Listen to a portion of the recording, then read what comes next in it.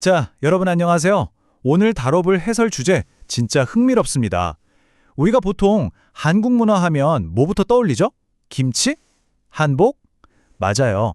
보통 그런 겉모습부터 생각하잖아요.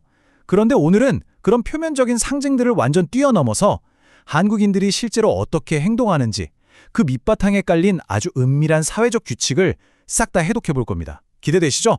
바로 들어가 보겠습니다. 한번 상상해 보세요. 여러분이 한국에 딱 도착했어요. 와, 풍경 멋지고 도시 화려하고.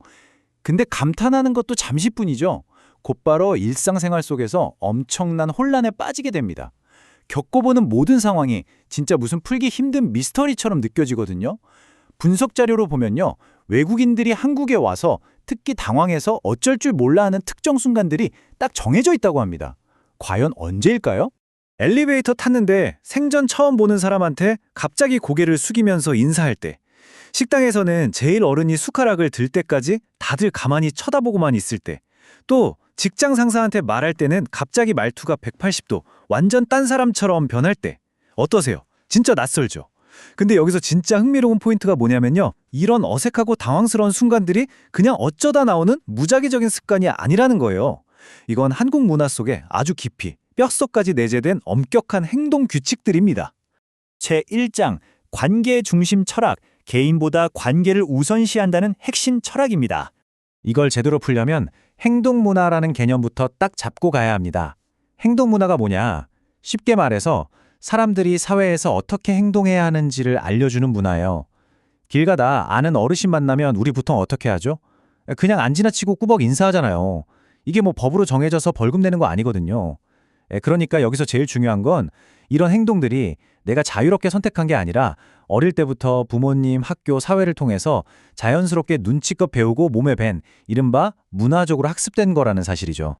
생각해보세요. 여러분 혼자 방에 있을 때랑 옆에 누가 같이 있을 때 행동이 100% 똑같나요? 다를 수밖에 없죠. 그런데 한국에서는 이 차이가 극단적으로 중요해집니다. 한국 사회에서는 내가 어떻게 행동할지 결정할 때 항상 바탕에 딸려있는 질문이 있어요. 바로 다른 사람이 어떻게 생각할까입니다.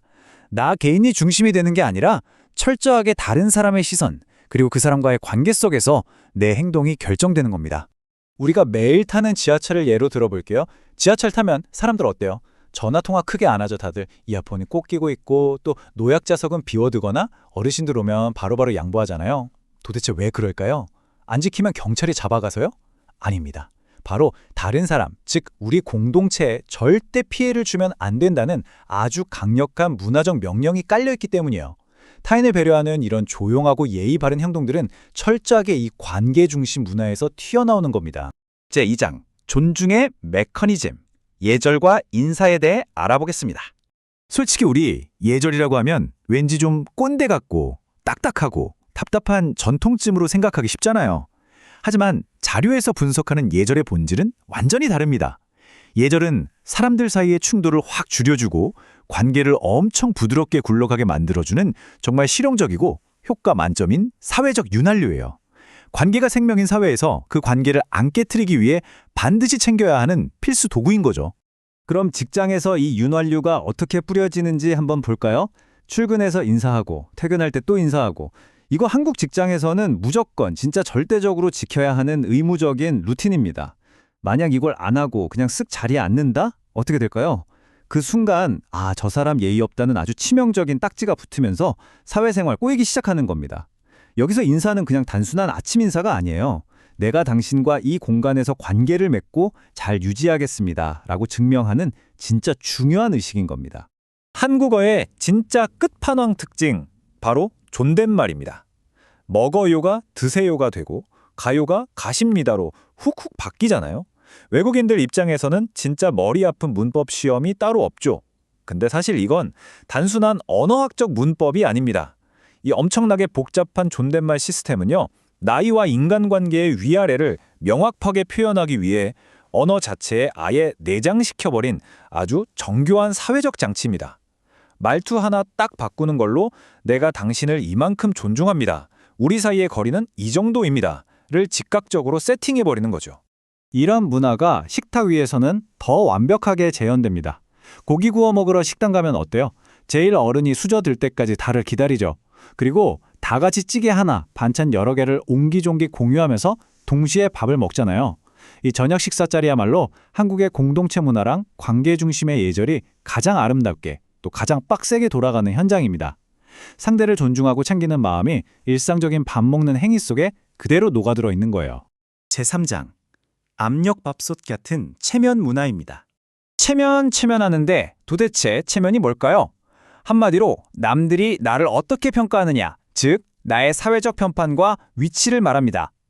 여러 사람 앞에서 실수하거나 콕 집어서 혼났을 때 쥐구멍이라도 숨고 싶을 만큼 민망했던 적 있으시죠? 그 뼈아픈 감정이 바로 체면이 깎이는 순간입니다.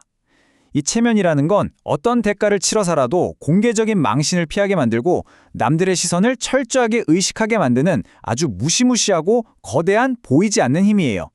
근데 왜 이렇게 피곤하게 체면에 목숨을 거는 걸까요? 그건 한국 사회에서 한 개인이 철저하게 가족이나 조직, 그러니까 자기가 속한 공동체랑 끈끈하게 연결되어 있기 때문입니다. 내 행동 하나가 곧 우리 집안의 이미지가 되고 내 실수 하나가 내가 다니는 회사의 얼굴에 먹칠을 하는 격이 되거든요. 나 혼자만의 문제가 아니라는 거죠. 개인의 사소한 삐끗함이 나랑 연결된 모든 사람의 체면을 왕창 구길 수 있으니까 자연스럽게 엄청난 책임감과 압박감이 따를 수밖에 없는 겁니다. 이 체면 문화의 양면성을 아주 객관적으로 딱 잘라서 살펴볼까요? 일단 긍정적인 면을 보면요. 이 체면 덕분에 사람들끼리 대놓고 얼궁 붉히는 갈등이 획기적으로 줄어듭니다. 서로 선을 지키니까 사회 분위기도 평화롭게 유지되고 결국 소중한 관계를 지켜주죠. 진짜 훌륭한 사회적 안전장치 맞아요. 하지만 부정적인 면 만만치 않습니다. 체면 차리느라 내 진짜 속마음을 솔직하게 털어놓지 못하고 하루 종일 남의 눈치만 봐야 하니까 개인의 스트레스 지수는 팍팍 올라갈 수밖에 없죠. 체면은 단순히 허세 부리는 게 아닙니다. 사회의 조화와 개인의 억압, 그 사이에서 아주 아슬아슬하게 줄타기를 하는 핵심 장치인 거예요. 제4장, 현대의 진화, 바로 세대 간의 변화입니다. 지금 한국의 직장이나 사회를 보면 이 부분에서 엄청난 스파크가 튀고 있습니다. 위계질서 깍듯하게 지키고 조직이 먼저라고 생각하는 기성세대, 반면에 수평적인 소통을 원하고 내 개인의 자유가 훨씬 더 중요한 젊은 세대, 완전히 부딪히죠. 소통하는 방식도 극명하게 다릅니다. 기성세대는 여전히 직접 얼굴 보고 얘기하거나 바로 전화 거는 걸 선호하는데 젊은 세대는 카카오톡 같은 메신저로 텍스트 남기는 걸 진짜 훨씬 편하게 생각하거든요. 서로 중요하게 생각하는 가치관이 180도 다른 겁니다. 예전처럼 직장에서 상사가 까라면 까 하던 시대는 지났잖아요. 이제는 당당하게 자기 의견을 내고 토론하는 문화로 바뀌어가고 있습니다. 여기서 우리가 꼭 기억해야 할 아주 중요한 포인트가 있어요. 세대 차이라는 건 누가 맞고 틀린 정답의 문제가 아니라 그냥 문화가 변해가는 자연스러운 과정이라는 사실입니다. 이 충돌을 어느 한쪽이 문제라고 비난할 게 아니라 문화 인류학적인 시각으로 좀 떨어져서 봐야 해요. 수백 년 된 오랜 전통이 현대의 속도에 맞춰서 새롭게 적응해 나가는 정말 생생하고 매력적인 진화의 현장을 우리가 실시간으로 보고 있는 겁니다. 제5장, 결론. 사람을 이해한다는 것에 대하여. 오늘 우리가 같이 짚어본 그 수많은 규칙과 예절들, 그리고 때로는 정말 숨막히게 답답했던 체면 문화까지, 이 모든 복잡하고 깐깐해 보이는 행동들의 맨 밑바닥까지 파고 내려가 보면 결국 딱 하나의 거대한 질문이 남게 됩니다. 바로 우리는 이 관계를 어떻게 유지할 것인가? 이거예요. 겉보기엔 정말 이해 안 되고 답답한 행동일지 몰라도 그 진짜 본질은 상호 간의 관계를 다치지 않게 보호하고 어떻게든 조화롭게 유지해보려는 아주 깊은 배려가 깔려 있다는 것. 이게 바로 오늘 해설의 가장 핵심적인 결론입니다. 문화를 이해한다는 것은 곧 사람을 이해하는 것이다. 와, 정말 강력한 메시지 아닌가요? 우리가 오늘 쭉 알아본 건 그냥 단순한 한국 예절 가이드가 아닙니다. 겉으로 보이는 김치나 한복을 훌쩍 넘어서 그 사회 안에서 부대끼며 살아가는 사람들의 따뜻하면서도 복잡한 심장박동을 직접 느껴보는 시간이었죠. 오늘 저희가 준비한 해설은 여기까지입니다. 여러분은 오늘 하루 누군가와의 소중한 관계를 지키기 위해 어떤 배려의 행동을 하셨나요? 이 질문을 남겨두면서 저는 다음 시간에 더 흥미로운 분석으로 돌아오겠습니다. 감사합니다.